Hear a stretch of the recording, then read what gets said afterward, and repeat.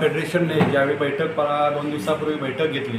त्या बैठकीमध्ये LED नौका आणि पर्शियन यांना जे परवाने द्यावे हा जो स्वतः निर्णय घेतला, म्हणजे ज्या फेडरेशनमध्ये सर्व जिल्ह्यातल्या संस्थांचे प्रतिनिधी असतात आणि त्या प्रतिनिधींना विश्वासात न घेता जो निर्णय त्यांनी जाहीर केला, त्यासाठी आज तारामुंबरी संस्थेने सर्व मच्छीमार नौका मालकांची बैठक आयोजित करून या जो निर्णय घेतला आहे त्या